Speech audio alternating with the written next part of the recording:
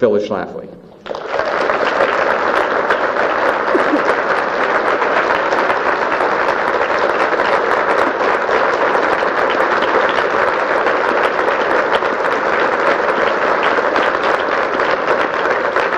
Thank you very much, Jeff, for those very kind words. I appreciate them. And thank you, dear friends, for your cordial reception. It's very exciting to be here. I understand this is the biggest CPAC ever. I think conservatives are really waking up to how bad it is at the top in Washington.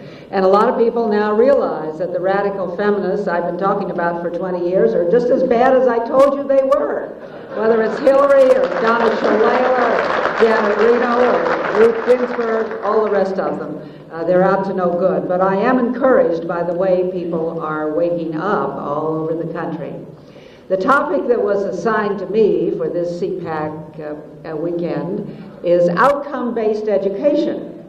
And I find that there are a great many people in Washington who never heard of it. However, out across this country, in the highways and byways, this is the one issue that can bring out crowds of 500 to 1,000 people. You will hear about a lot of issues in this CPAC seminar, but outcome-based education is the issue that turns out the people, because this is what is happening to their children. It is taking over in the public schools across our land, and just remember, despite the fact that you may be in private schools, 89% of the school children in this country are in public schools.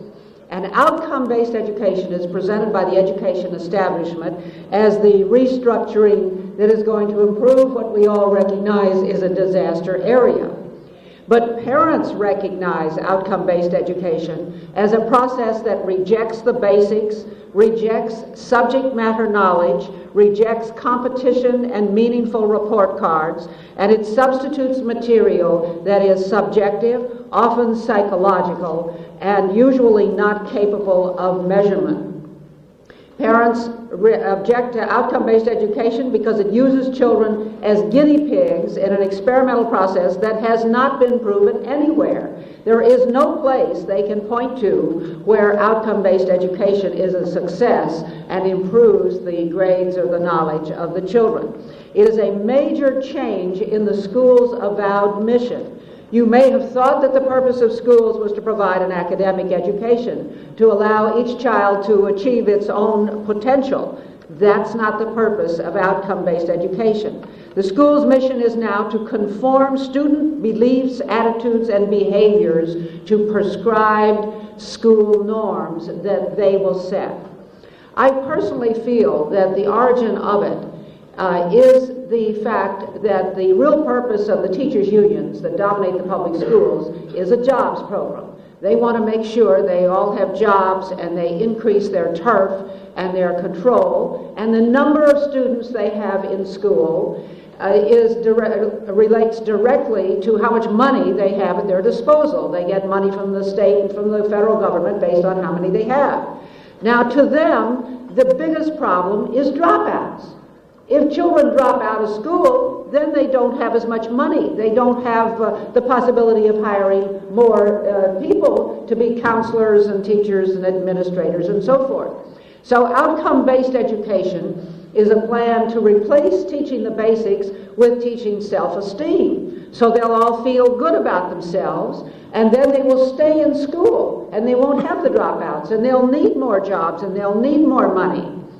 And then it is also a scheme to disguise the fact that they're really not learning anything. You won't get report cards, so you won't know that they're not learning anything, and everybody will feel good about it and have self-esteem, and they all collaborate in this scheme because they want to keep the student population up in order to preserve their own jobs. Outcome-based education is a dumbed-down, egalitarian scheme that stifles individual potential for excellence and holds the entire class to the level of learning which is attainable by every child. Now, it stands to reason when you think about life about you. Everybody does not learn to the same level, but the fundamental thesis of outcome-based education is that they can all learn to the same level. Well, now, if you're going to set a level that everybody can reach, you've got to dumb down the level. It's just like if you applied it to basketball, we would have to lower the basket so that everybody could make the same number of baskets. And this is why competition is out. They don't like competition. As one of these OBE experts recently wrote, we are replacing excellence and competition with cooperation and equity. And this is a direct attack on the ability and right of your child to learn whatever he can learn. Its OBE, outcome-based education, is based on this unrealistic notion that every child can learn to the same level. So what do they do about the problem of some children do learn faster and some learn slower? Well, the slower learners are kept recycled over the same material. They keep repeating it and retesting it until they can pass it. The ones who learn faster are not allowed to go forward. They are given horizontal enrichment, otherwise known as busy work. They are put in a system they call cooperative learning and peer tutoring, in which they are assigned to teach the other children, the slower learners in the class. Now, just because he's a smart kid who can learn things faster, that does not at all mean that he's capable of teaching a slower kid.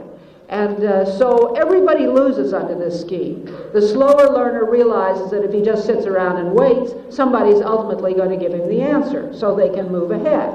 And so it doesn't benefit anybody at all.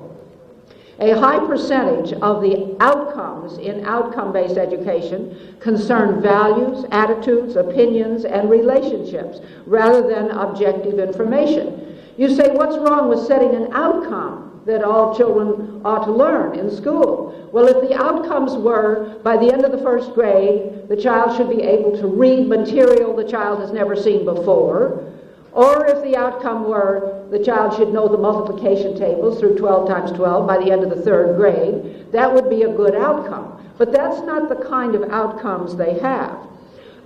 They're not objective and specific like that. They are, a large number of them are very subjective and psychological.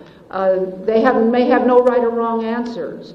And the children just simply don't know what the answer is. Really, any answer they give is okay.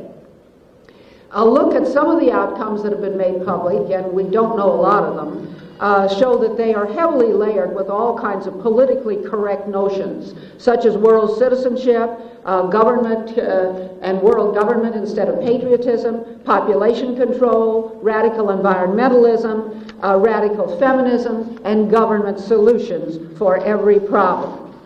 Outcome-based education tosses out the traditional units by which students have graduated from high school.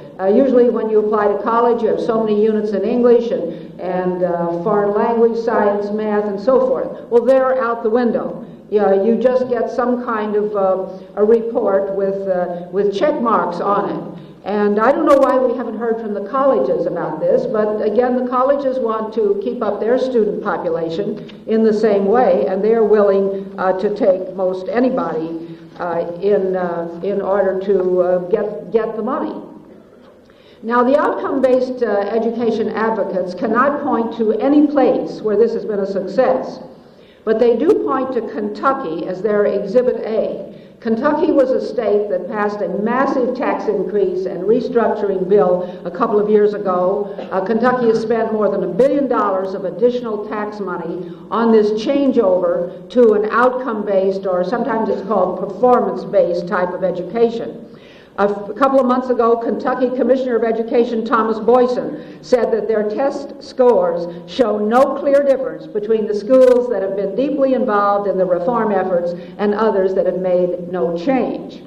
Now, the way this thing works is this. They come to the legislature with a lot of so-called testimony from experts, and they give the legislators some mom and apple pie objectives. So when they went into Kentucky, they brought in their learning goals, and this is what the legislature passed. And here, for example, is the second of the 6 learning goals that the legislature in Kentucky passed. Students shall develop their abilities to apply core concepts and principles from mathematics, the sciences, the arts, the humanities, social studies, practical living studies, and vocational studies to what they will encounter throughout their lives, close quote.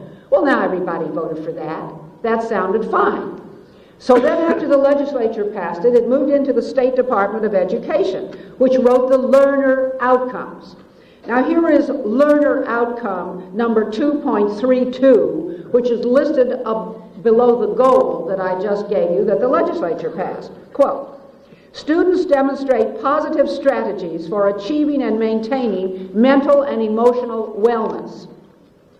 All right, now, how are you going to grade the child's performance of emotional wellness?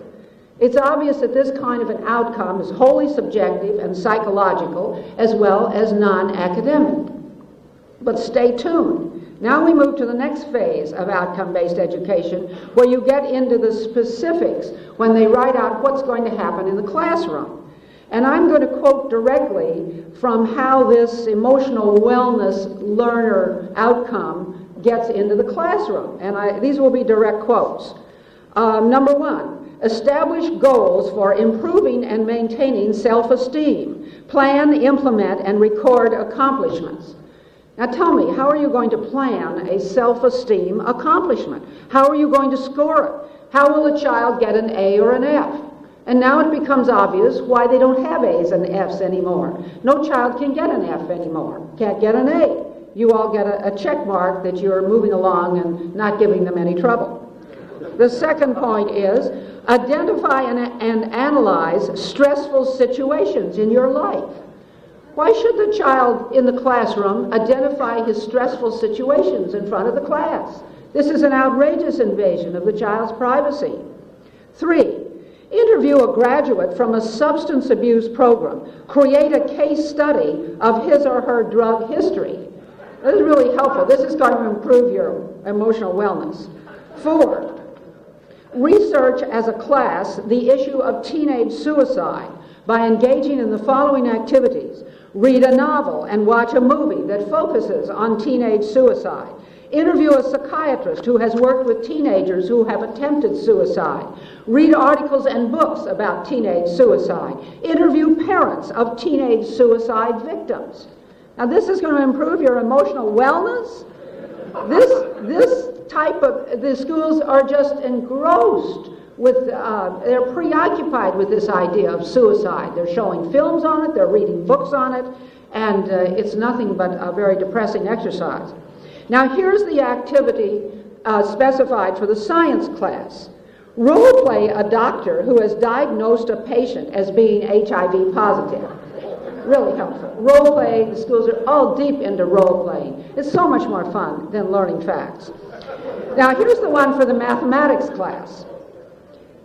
Identify dependent and independent variables in situations involving stress. That's really going to help us do well in the international math competitions, isn't it?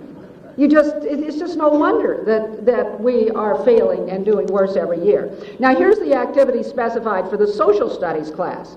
Examine the mental and emotional wellness of past or present world leaders.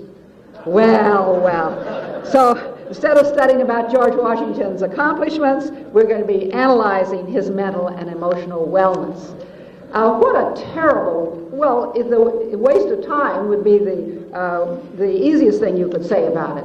But it's a terrible tragedy that this is what education has come to. There are so many things wrong with putting this type of teaching in the public school that it's hard to know where to begin. It's not education, it's indoctrination. It's not academic, it's psychological. It's not uplifting, it's depressing. It's a terrible invasion of privacy. It will not improve students' test scores. It is not capable of objective scoring, and no wonder parents are up in arms against it. Parents don't send their children, and we don't pay our taxes for public schools to study self-esteem or to engage in gab sessions with drug abusers, HIV victims, and people who are thinking about suicide. Parents send their children to school to be taught reading, writing, mathematics, history, geography, and science. When are the schools going to bring traditional basics back into the schools? Now, this outcome-based education is going on all over the country. If it hasn't come to your area yet, it will be there soon. And it is taking over. In the Clinton health plan, there are 4 references to spending federal money to reduce barriers to parents who don't want to put explicit sex education in the schools. And you know, the principal barriers are the parents. So they've got all their plans out to attack parents who object to this kind of thing. But I can tell you, this is the biggest issue in the country, across the country today, outside of these big national issues that we're hearing about down in Washington. Alexander Solzhenitsyn, the famous Russian author, said in a speech, "Coexistence on this tightly knit earth should be viewed as an existence, not only without wars, but also without government telling us how to live, what to say, what to think, what to know, and what not to know."